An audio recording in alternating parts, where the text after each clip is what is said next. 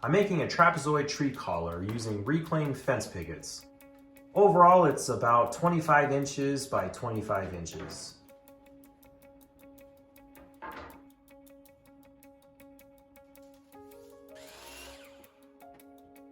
After cutting the pickets down to a more manageable size, I ripped them to width on the table saw.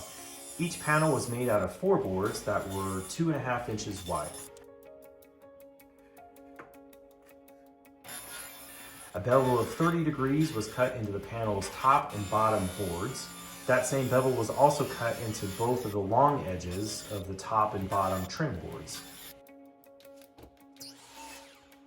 Next, I worked on the side trim pieces, cutting them to rough length first and then ripping them down to 1.5 inches wide on the table saw. I miter cut the left sides of all the panel boards at 25 degrees and then miter cut the right sides of the bottom boards to the correct length. You can see here how I used a straight edge to line up the left side of the panel boards and then marked a cut line on the right side.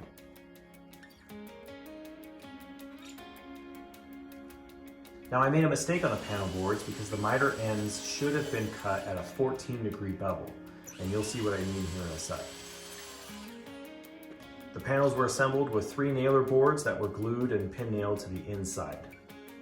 2 panels were 25 inches wide at their longest measurement, and the other 2 panels were 24 inches. This is because the shorter panels will assemble inside the longer panels, and the 1/2 inch trim will make up that difference in size to make the whole thing square.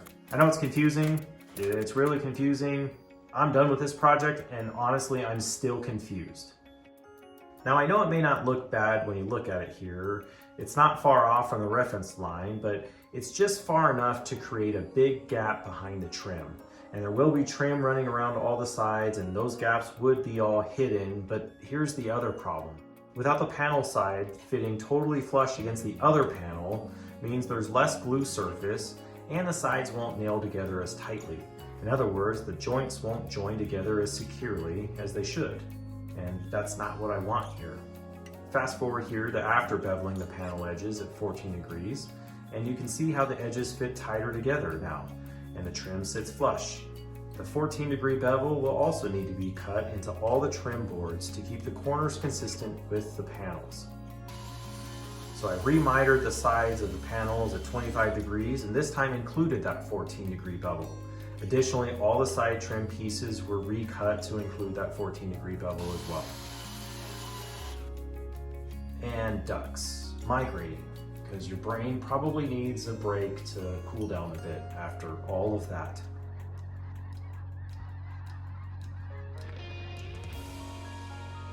The main trapezoid was assembled making sure to fit the smaller panels inside the larger panels, and they were permanently secured together with wood glue and pin nails.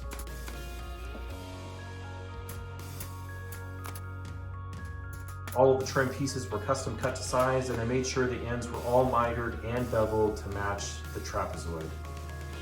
This trim actually took an entire fence worth of pickets since each board was incorrectly cut about 12,000 times and had to be remade over and over.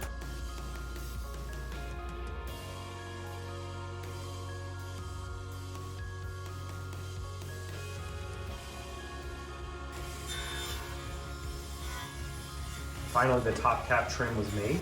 I ripped 4 boards down to 1 5/8 inches wide. Then I mitered the corners at 45 degrees with no bevels. The bevels are done. Don't you worry about any more bevels with this project. The lengths were custom cut to size, with the longest point being 16.5 inches long. The cap trim boards were attached with more wood glue and pins.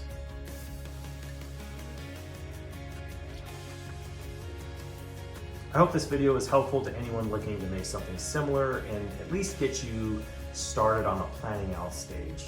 I'm sorry if it was completely unclear, and if it was, you'll pretty much be where I was. Uncertain, alone, and scared throughout the entire project.